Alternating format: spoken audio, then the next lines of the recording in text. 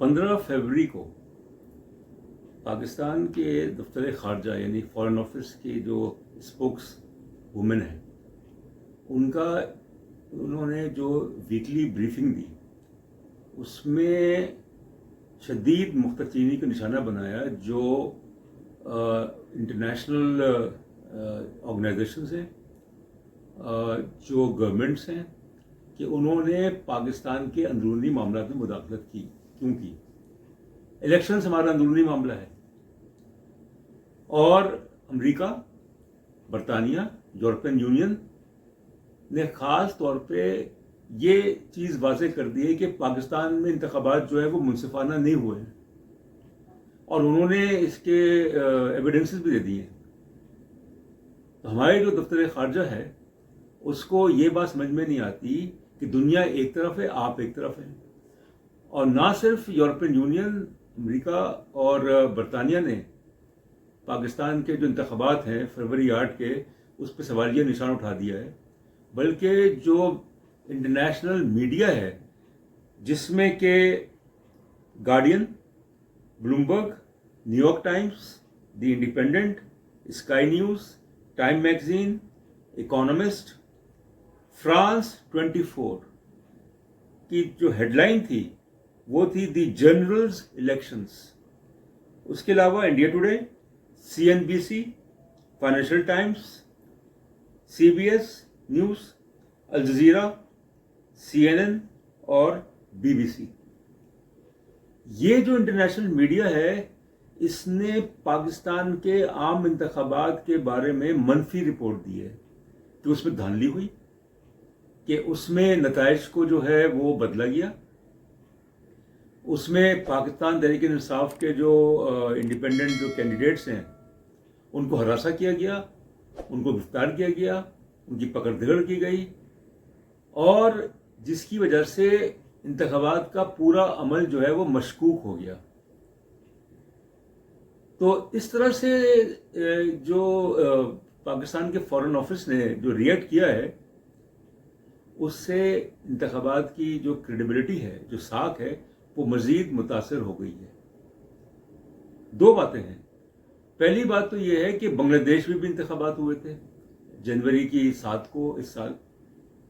वहाँ पे भी धांधली का खदशा, वहाँ पे भी जो इंतखाबी नताइज हैं उसमें अवामी लीग को जितवाया गया, अपोजिशन ने बाइकआउट किया। हमारे यहाँ तो पाकिस्तान में तो हालाती मामलाती मुख्तलिफ थे। यहाँ पे तो एक पार्टी को तो हिस्सा ही नहीं लेने दिया गया, और उसके बावजूद भी जब नताइज जो हैं वो आए तो वो पार्टी जीत रही थी, फिर नताइज को बदला गया। तो यूरोपियन यूनियन, अमेरिका और बरतानिया ये मौसर ताकतें हैं। इन्होंने अगर बांग्लादेश के इंतखाबात जो हैं उन पे मुख्तचीनी की थी, मगर इतनी ज़्यादा नहीं की। पाकिस्तान के बारे में तो इन्होंने साफ कह दिया है कि ये इंतखाबात जो है वो मुनसिफाना नहीं हुए, और कोई मुबारकबाद नहीं आई, कहीं से भी नहीं आई। दूसरी बात यह है कि जो आलमी अखबारात हैं, जरायद हैं, जैसे न्यूयॉर्क टाइम्स हो गया, इकोनॉमिस्ट हो गया, गार्डियन हो गया, इनकी जो आवाज़ है उसकी अहमियत है, इनकी जो राय है उनकी अहमियत है, और आलमी जो रायम्मा है उसको मुतासर करती हैं। तो हमारा दफ्तर ख़ारजा जो है वो उनको नहीं मानता, वो कहता है कि आप हमारे मामला में मुदाखलत ना करें। तो बात यह है कि आपने उनको मुदाखलत की जो है वो दावत क्यों दी? अगर इंतखाबात मुनसिफाना होते तो ये नौबत ही नहीं आती।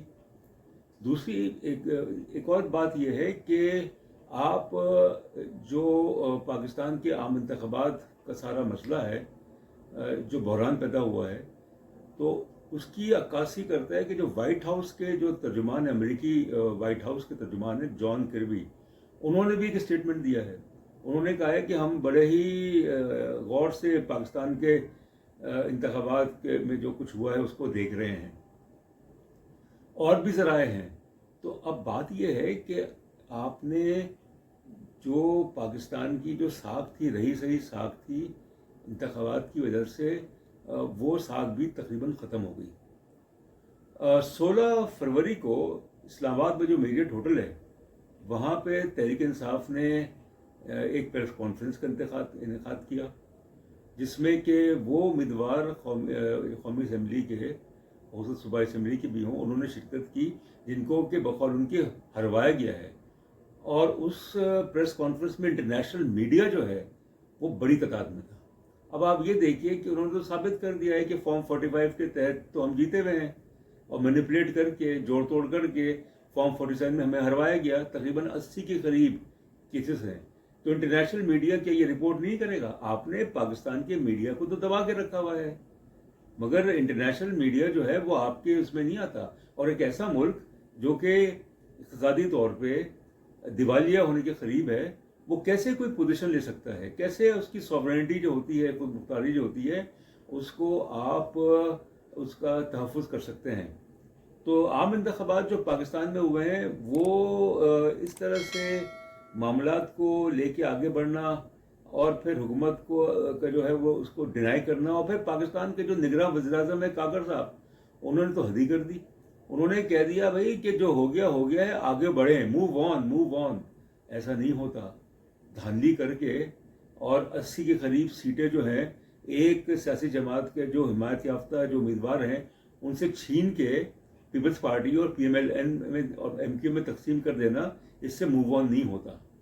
تو اب بات یہ ہے کہ جو بحران پیدا ہوا ہے پاکستان میں، اس کی وجہ سے پاکستان جو ہے وہ عالمی جو پس منظر ہے اس میں نمایاں ہو گیا ہے، مگر منفی طور پہ ہوا ہے.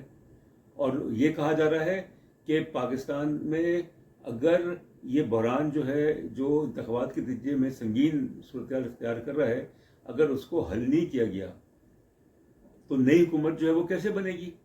اور اگر نئی حکومت بن بھی گئی، جوڑ توڑ کر کے اس طرح سے بن بھی گئی، تو وہ اتنی کمزور ہوگی کہ وہ پاکستان کے جو معاشی مسائل ہیں، جو گورننس کے ایشوز ہیں، جو رول آف لا کے ہیں، اور بے پناہ جو چیلنجز ہیں، ان کا وہ سامنا نہیں کر سکتی.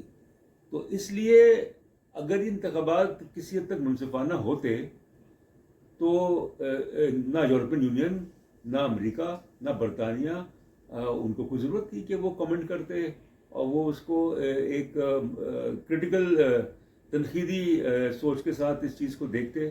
نہ پاکستان کے انتخابات کے بارے میں جو چیزیں جو رپورٹ چھپی ہیں، چاہے وہ اکانومسٹ میں چھپی ہوں، چاہے وہ ٹائم میگزین میں چھپی ہوں، چاہے وہ ٹی وی چینلز جو ہیں Al Jazeera, C N N, B B C, D W, France 24، اس نے تو حد ہی کر دی. اس نے جو ٹائٹل لگایا وہ ہے پاکستان جنرل الیکشنز، جنرلز کے الیکشنز.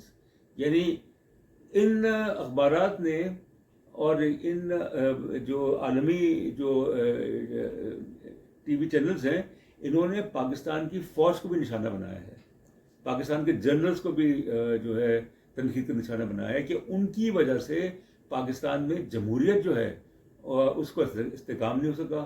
ان کی چونکہ وہ سیاست میں مداخلت کرتے ہیں، وہ پارٹیوں کو توڑتے ہیں، وہ پارٹیاں بناتے ہیں، وہ مینیپولیٹ کرتے ہیں، جو کہ ان کا کام نہیں ہے. تو اس لیے میں یہ کہوں گا آخر میں کہ یہ ایک لمحہ فکر ہے پاکستان کے لیے کہ اگر اس بحران کو صحیح طریقے سے اس سے نہیں نمٹا گیا تو عالمی میڈیا جو ہے اور جو بین الاقوامی جو قوتیں ہیں، جو طاقتیں ہیں، وہ اس سے مزید فائدہ اٹھائیں گی، جس سے پاکستان کو نقصان ہوگا. بہت شکریہ.